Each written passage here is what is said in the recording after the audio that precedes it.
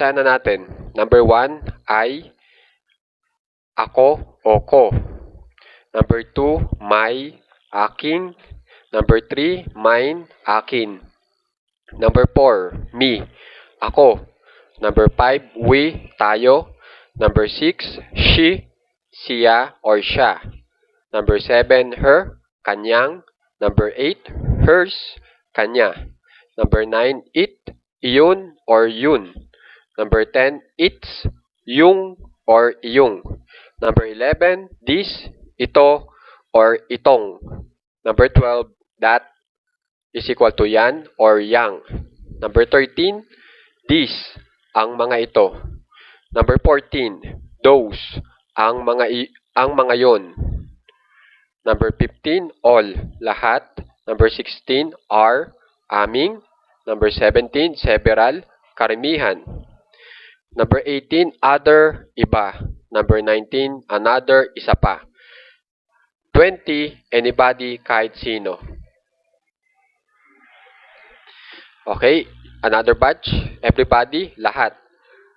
Ours, amin. Us, tayo.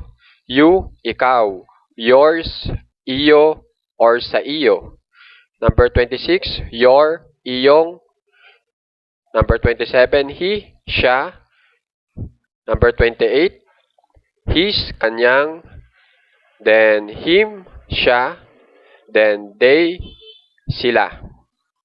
Number 31, their, kanilang. Number 32, theirs, kanila. 33, them, sila. 13, which, na. 35, what, ano. Number 36, who, sino. 37, whose, kanino. 38, whom, na. 39, any, alinman. 40, both, parehas. Okay? Dito na po tayo sa last batch. 41, each, kada. 42, either, alinman. 43, neither, alinman ay hindi. 44, few, konti. 45, many, marami. 46, none, wala. 47, some, may ilan. 48, nobody, wala. 49, somebody, may tao. 50, no one, wala, isa man. 51, someone, may isa. 52, everyone, lahat.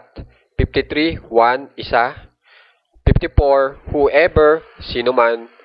55, whosoever, sino man. And 56, anyone, kahit sino. Guys, napakaswerte nyo po kasi tayo lang po merong ganitong listahan ng pronoun. Talagang pinag-aralan ko po yan para may translate sa Tagalog. Kaya tandaan nyo po muna yan para mabilis po tayo makagawa ng English. Okay? English sentence. Maraming salamat po at naway huwag nyo pong kalimutan mag-like, share, at subscribe po dito sa ating English Itinagalog TV dito sa YouTube para makita nyo po agad yung mga lahat ng ating pinag-aaralan. Maraming salamat po. Magandang araw muli.